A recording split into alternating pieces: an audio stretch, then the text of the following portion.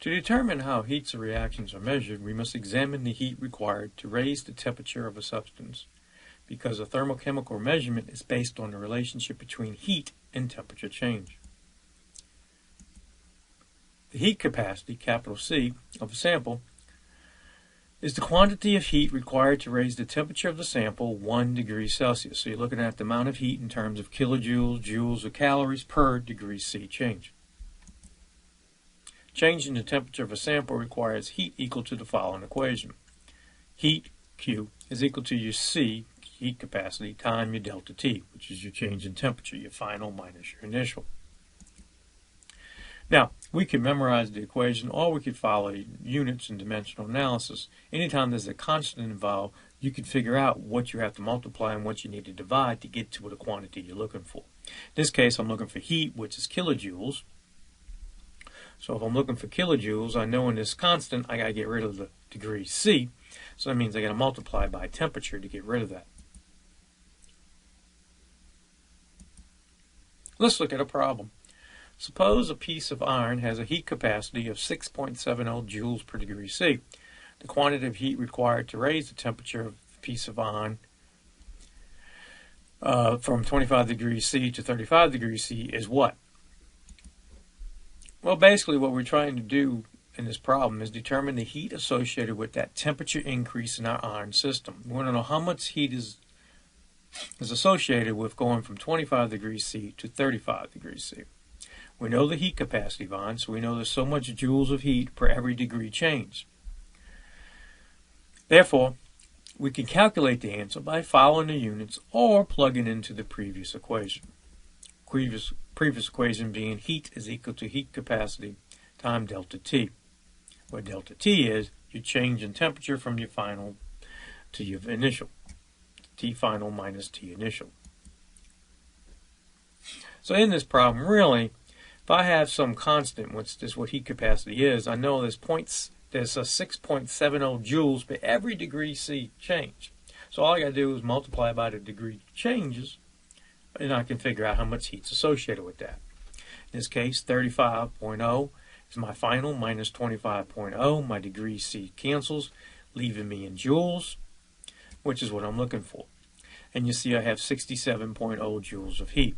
Since this is a positive number, we're talking about an endothermic process where we are absorbing heat.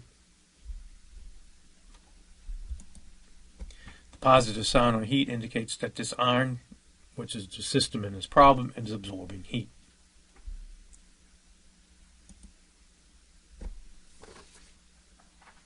Heat capacity is also compared for 1 gram of amount of substance. We refer to this as the specific heat capacity, or S. Or we sometimes also refer to this as just specific heat. This is the heat required to raise the temperature of 1 gram of substance by 1 degree Celsius. You can see the units on this. Specific heat is joules, the amount of heat per every gram change per every degree change. To find the heat required, you must multiply the specific heat of the substance times its mass, basically to get the units to cancel, in grams, and the temperature change, which is degree C. Your equation then looks like this. Heat is equal to your specific heat, time your mass, time your change in temperature. Once again, memorize the equation, or we can follow units. If I know the specific heat is joules per gram degree C, I know next that I got to multiply by grams. So I know I got to put mass here to get rid of my grams, and I know I got to put temperature to get rid of my degree C, leaving me in my heat term of joules.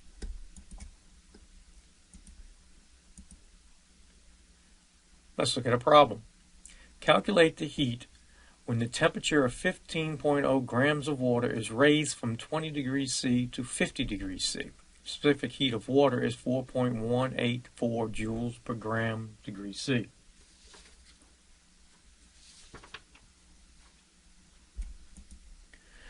This problem involves calculating the heat associated with a mass of water being increased in temperature. You can follow the units on specific heat of water and cancel them to solve for joules, or use the equation in the previous slide. So we have heat is equal to your specific heat times the mass times your delta T. So looking at this, I have my specific heat, 4.184 joules per every gram degree C. So now I know the ratio of heat to grams and heat to degree C. So my next step will be to multiply by my mass to figure out how many joules are associated with that. So I'll multiply by my 15.0 grams. Grams cancel. Then I got to multiply by my change in temperature, my final minus my initial. In this case, 50 degrees minus 20 degrees, a 30-degree change in temperature. My degree C cancels out, leaving me with my value 1.88 times 10 to the third joules.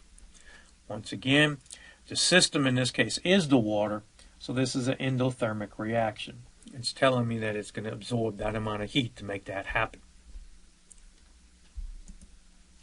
Positive heat indicates an endothermic reaction. Also note in this problem that the water is a system. In a lot of problems, water is not the system. The water is the surroundings and the way that the situation works in this in a reaction.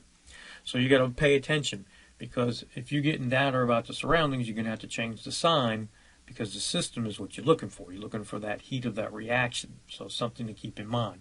The last couple examples we just did have been of the system itself. Homework 53.